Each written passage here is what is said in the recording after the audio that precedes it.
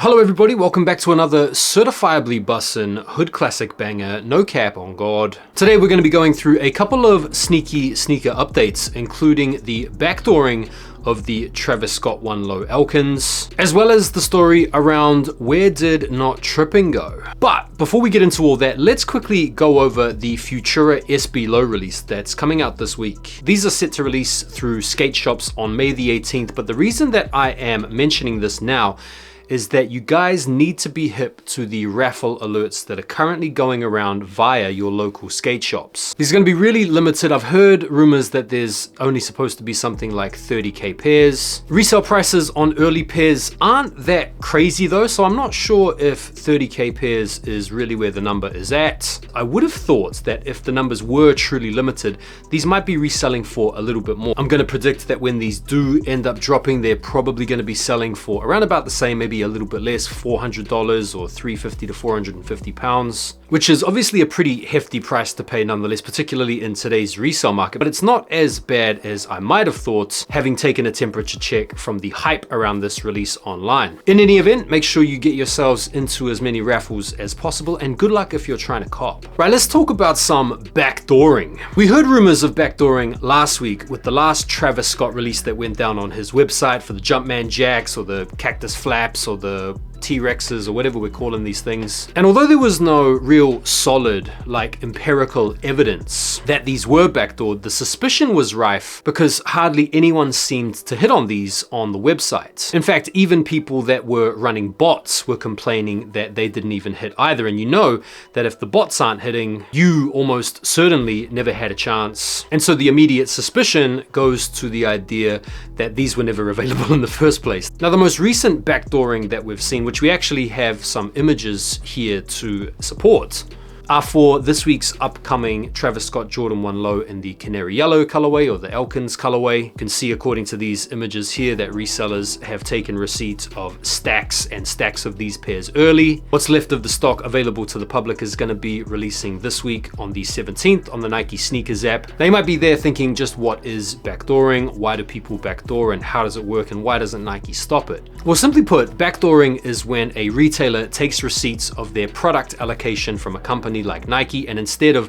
making these pairs available to the public, people like you and me, they instead siphon them off and upcharge them to a group of resellers that they are chummy with. They pocket a little bit of extra cash. Nike or the supplier aren't even in the know, and people like you and me who might be entering into the raffles online for these aren't to know either. And so if you're in this very privileged position, like a tier 0 retailer, you can potentially make a lot of money doing this. We saw very famously allegations brought against James Whitner, the owner of Ama Manier and Social Status, who was apparently doing this with limited product for a very long time in a very lucrative way to people overseas in China. And because these people can get a hold of so many pairs, as you can see in this photo right here, they can, given the fact that they're hoarding so much of the stock, somewhat manipulate the prices on the market, keeping them high. The more pairs that are available to the wider public essentially diminishes the widespread demand, but when you have so much of the supply controlled and concentrated among a very few people, they are able to manipulate the price. And so why don't Nike do something about it? After all, at this point, they seem to have a bee in their bonnet with regard to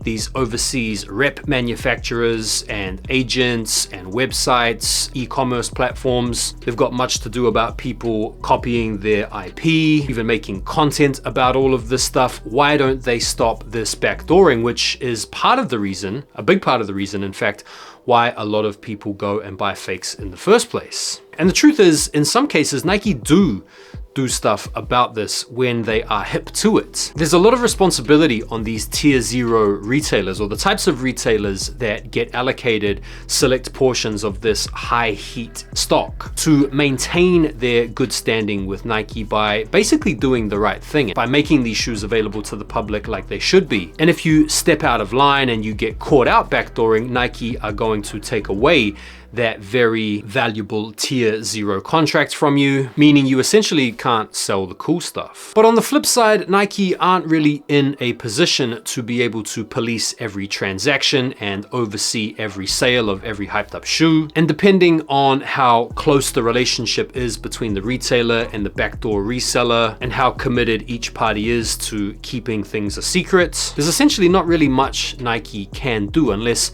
someone lets the cat out of the bag. Either way, these images are frustrating to see, but as sneakerheads and sneaker collectors, we've grown used to seeing these over the years. It just would be nice at some point to see Nike actually come down a little bit harder on these retailers in an attempt to try to deter this type of behavior going forward. What happened to NOTTRIPPING's channel? If you guys are into sneaker content, particularly on YouTube, you'll have no doubt come across some of NOTTRIPPING's videos over the years, whether it be long form or short form. His videos have been a little bit controversial in some instances. He likes to poke fun at the sneaker culture and the sneaker community by pointing out hypocrisies and inconsistencies, contradictions and ironies. He does it in a playful way, but as much as he's been admired for this, he's also been hated on for this as well by a lot of people who at the same time have been the subject of a lot of the videos that I just mentioned. But it seems like his channel has been deleted. It's been terminated. It is no more, which is a real shame because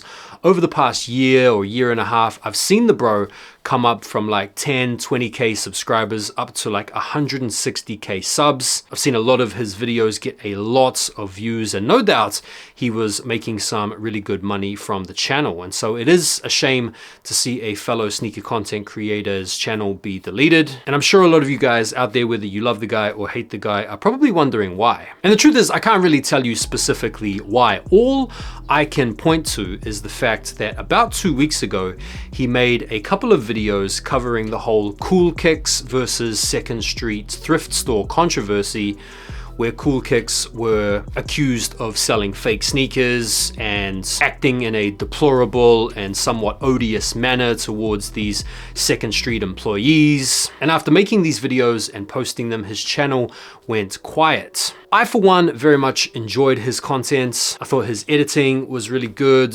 One of the reasons why I liked his content is whilst I didn't necessarily agree with everything that he said, I did like the fact that he poked a little bit of fun at the sneaker culture, a lot like myself and the way I like to do it, just to remind us all that this is a little bit of an illness that we have. I mean, why, oh why, do I need 200 pairs of sneakers that I don't wear? There are other important things out there, and certainly a lot more important things going on in the world today, and that we shouldn't necessarily take this whole sneaker thing so seriously all the time. And so whilst I'm sorry I can't give you guys a little bit more of an in-depth journalistic take, a little bit like Tripping would have done on his ultimate demise here, I do nonetheless want to give the bro a shout out and hope that you can appeal or get things turned around so you can get back on the channel. And that is it for today's episode, guys. Thank you as always for taking the time to watch the video. Don't forget to like the video before you bounce, and I will see you on the next one. Take care for now, and peace.